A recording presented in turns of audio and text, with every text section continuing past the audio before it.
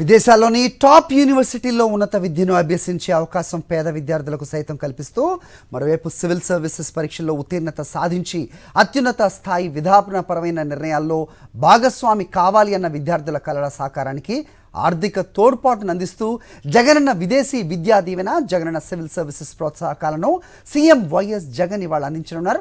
విదేశాల్లో ఉన్నత విద్య అభ్యసిస్తున్న అర్హులైన 390 మంది విద్యార్థులకు 41.6 కోట్లను సివిల్ సర్వీసెస్ ప్రిలిమినరీ పరీక్షల్లో ఉత్తీర్ణత సాధించిన 95 మంది, వారిలో తిరిగి మెయిన్స్లో ఉత్తీర్ణత సాధించిన 11 మంది అభ్యర్థులకు ప్రోత్సాహకంగా 1,05,00,000ను మొత్తం 42.6 కోట్లను ముఖ్యమంత్రి జగన్ తన క్యాంప్ కార్యాలయం నుంచి బటన్ నొక్కి వారి ఖాతాల్లో నేరుగా జమ చేయనున్నారు.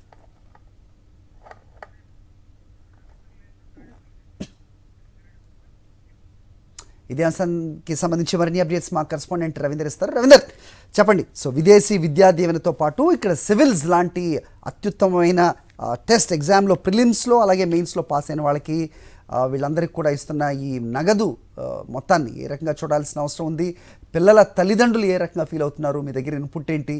సో ఇవాళ ఆ కార్యక్రమం ఉన్నట్టుగా తెలుస్తోంది. హరి, నిజానికి విదేశీ విద్య అనేది పేద మధ్యతరగతి ప్రజల కుటుంబాలకు సంబంధించిన పిల్లలకు మాత్రం నిజానికి ఒక కళగా ఉండేది. అయితే ఆ కళలు కంటానికి కూడా అర్హత లేదేమో అనే పరిస్థితి పేద వర్గాల ప్రజలకు ఉండేది. కానీ వీటన్నిటిని కూడా పటాపంచలు చేస్తూ ముఖ్యమంత్రి జగన్మోహన్ రెడ్డి పేద వర్గాల ప్రజలు సైతం విదేశాల్లో ఉన్నత విద్య చదువుకోవడానికి అర్హత సాధించినటువంటి ప్రతి ఒక్క విద్యార్థి కూడా అండగా నిలబడాలని ముఖ్యమంత్రి మొదటి నుంచి కూడా ఒక లక్ష్యంగా పెట్టుకున్నారు. అందులో భాగంగానే ఇప్పుడు పెద్ద ఎత్తున విదేశాల్లో చదువుతున్నటువంటి విద్యార్థులకు ప్రోత్సాహాన్ని అందిస్తున్న పరిస్థితి. మొత్తం రాష్ట్ర వ్యాప్తంగా 390 మంది విద్యార్థులు ఇప్పటికే ఆయా విదేశాల్లో పెద్ద పెద్ద యూనివర్సిటీలో చదువును అభ్యసిస్తూ ఉన్న పరిస్థితి ఉంది. సో వారి కోసం ప్రభుత్వ వైపు నుంచి ఆర్థికంగా అండగా నిలబడేందుకు మొత్తం 41,60,00,000 రూపాయల నగదును నేరుగా వారి ఖాతాలోనే జమ చేయబోతున్నారు. మొత్తంగా అయితే రాష్ట్రంలో ఇప్పటి వరకు కూడా ఏదైతే ఒకటవ తరగతిలో విద్యార్థి స్కూల్లో జాయిన్ అయినప్పటి నుంచి విదేశాల్లో ఉన్నత విద్య చదివేంత వరకు కూడా మొత్తం అన్ని రంగాల్లో కూడా అన్ని స్థాయిలో కూడా ముఖ్యమంత్రి జగన్మోహన్ రెడ్డి వారికి అండగా నిలబడిన పరిస్థితి ఉంది. అందులో భాగంగానే విద్యారంగంలో పూర్తి స్థాయిలో మార్పులు తీసుకురావడం ద్వారా ఒకవైపు మనం చూస్తున్నాం, నాడు నేడు కింద ప్రభుత్వ స్కూళ్ళను పూర్తి స్థాయిలో మార్చడం ఒకవైపు అయితే, మరోవైపు చదువుకుంటున్నటువంటి విద్యార్థులకు పూర్తి స్థాయిలో ఆర్థికంగా కూడా అండగా నిలబడినటువంటి వైనం కొనసాగుతూనే ఉంది. అందులో భాగంగా ఇప్పుడు విదేశీ విద్యా విధానాన్ని ప్రోత్సహిస్తూ ఆ విద్యార్థులకు పెద్ద ఎత్తున ఆర్థికంగా అండగా నిలుస్తున్నారు. ఈ విమానం ఎక్కిన తర్వాత టికెట్ల దగ్గర నుంచి వీసా ఖర్చులతో సహా మొత్తం అంతా కూడా రాష్ట్ర ప్రభుత్వమే భరిస్తూ ఉంది.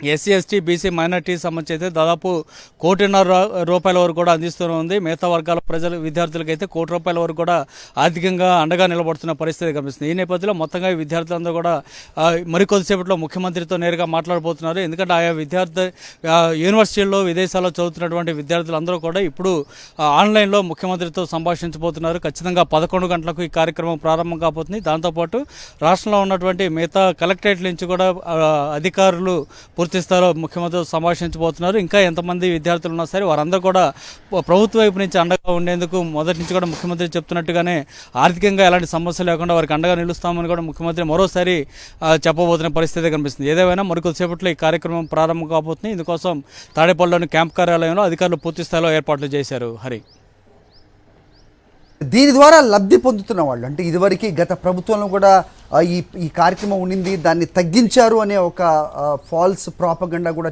చేసిన పరిస్థితి కూడా మనం చూసాం. సో దానికి అది వర్సెస్ పేరెంట్స్ ఏ రకంగా చెప్తున్నారు, ఏమంటున్నారు?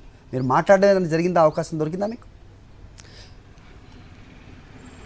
రవీందర్, ఖచ్చితంగా ఈ అంశంలో గత ప్రభుత్వం చాలా దారుణంగా విద్యార్థులను మోసం చేసిందని చెప్పుకోవచ్చు. అప్పట్లో కేవలం 15 లక్షల రూపాయలు మాత్రమే ఎస్సీ, ఎస్టీ, బీసీ, మైనార్టీ విద్యార్థులకు అందించింది. మిగతా వర్గాల పిల్లలకు 10 లక్షల రూపాయలు మాత్రమే తెలుగుదేశం ప్రభుత్వంలో అందింది. కానీ ఇప్పుడు ఎస్సీ, ఎస్టీ, బీసీ వర్గాల విద్యార్థులకు అయితే 1,50,00,000 వరకు అందిస్తుంది. మిగతా వర్గాల విద్యార్థులకు 1,00,00,000 రూపాయల వరకు అందిస్తుంది. అంటే ఎంత తేడా ఉందో అర్థం చేసుకోవచ్చు. పైగా చంద్రబాబు గతంలో దాదాపు 350 మంది విద్యార్థులకు ఇవ్వాల్సిన నగదును ఇవ్వకుండా ఎగ్గొట్టేసిన పరిస్థితి. సో వారంతా కూడా తర్వాత తమ సొంత నిధులను పెట్టుకోవాల్సిన పరిస్థితి ఏర్పడింది. చాలా ఇబ్బందులు పడ్డారు. పైపెచ్చు అప్పట్లో ఎవరైతే విద్యార్థులను ఎంపిక చేశారో వారందరూ కూడా తెలుగుదేశం పార్టీకి సంబంధించినటువంటి నాయకుల పిల్లలు మాత్రం ఎంపిక చేశారు. పూర్తి స్థాయిలో అవినీతి జరిగిందనేది కూడా అప్పట్లోనే పెద్ద ఎత్తున విమర్శలు వచ్చాయి. కానీ ఇప్పుడు అలాంటి పరిస్థితి ఎక్కడా లేదు. ఎక్కడ కులం, మతం, పార్టీలు అనేది ఏది లేకుండా ప్రతి ఒక్కరు కూడా శాచురేషన్ పద్ధతిలో విద్యార్థులకు ఈ నగదును అందజేసిన పరిస్థితి ఉంది. ఇప్పటివరకు మనం చూస్తే కనుక ఏనాడు కనీసం ఒక చిన్న ఆరోపణ కూడా లేదు. పారదర్శకంగా విద్యార్థులను ఎంపిక చేయడం దగ్గర నుంచి వారికి అందించేటువంటి విమాన ఖర్చులు లేదంటే వీసా ఖర్చులతో సహా మొత్తం అంతా కూడా ప్రభుత్వం భరిస్తున్నప్పుడు కూడా కోట్లాది రూపాయలు నిధులు మారుతున్నా కూడా ఎక్కడ అవినీతి ఆరోపణలు అనేది లేకుండా అత్యంత పారదర్శకంగా అందిస్తుంది. ఈ నేపథ్యంలోనే విద్యార్థులు చాలా సంతోషం వ్యక్తం చేస్తున్నారు. ఆ కుటుంబ సభ్యులు కూడా, ఎందుకంటే ముఖ్యంగా పేద మధ్యతరగతి ప్రజలకు సంబంధించి వారి పిల్లలు విదేశాల్లో విద్య అభ్యసించడం అనేది ఒక కళగా ఉండేది. సో ఇప్పుడు ఆ కళలన్నీ కూడా నిజం చేసుకునే విధంగా ముఖ్యమంత్రి ఆర్థికంగా అండగా నిలబడుతున్న నేపథ్యంలో పెద్ద ఎత్తున విద్యార్థులు ఇతర విదేశాలకు వెళ్ళి ధైర్యంగా చదువుకుంటున్న పరిస్థితి కనిపిస్తుంది. సో ఇప్పుడు మరికొద్దిసేపట్లో వారి మాటలు కూడా మనం వినబోతున్నాం. ముఖ్యమంత్రితో వారు మాట్లాడేటువంటి మాటల తీరును కూడా మనం చూడబోతున్న పరిస్థితి కనిపిస్తుంది. గత ప్రభుత్వానికి ఇప్పుడు ప్రభుత్వానికి చాలా పూర్తి స్థాయిలో తేడా ఉందనేది చాలా స్పష్టంగా అర్థమవుతున్న పరిస్థితి ఉంది. అసలు గతంలో విదేశీ విద్య సంబంధించి ప్రభుత్వం వైపు నుంచి ప్రోత్సాహాలు ఇస్తుందా లేదా అనే సంగతి కూడా చాలా మందికి తెలిసేది. అది కేవలం ఆ పార్టీకి సంబంధించినటువంటి నాయకులు, మంత్రుల పిల్లలకు మాత్రమే ఆ డబ్బులు అందే పరిస్థితి ఉండేది. ఇప్పుడు అలాంటి పరిస్థితి లేదు. ఆ ప్రతిభ ఉంటే చాలు, ఖచ్చితంగా ఇక ఏర్పాటు చేసినటువంటి అధికారుల కమిటీ ఏదైతే ఉందో ఆ కమిటీ వారిని నిర్ధారించి నేరుగా వారిని విదేశాలకు పంపించే పరిస్థితి ఉంది. టాప్ 50 యూనివర్సిటీలు ఏవైతే ఉన్నాయో వాటి తాలూకు 350 విద్యా సంస్థలో నేరుగా చదువుకునే విధంగా ప్రభుత్వం ప్రోత్సాహాన్ని అందిస్తుంది. Okay Ravindra, thanks for the inputs.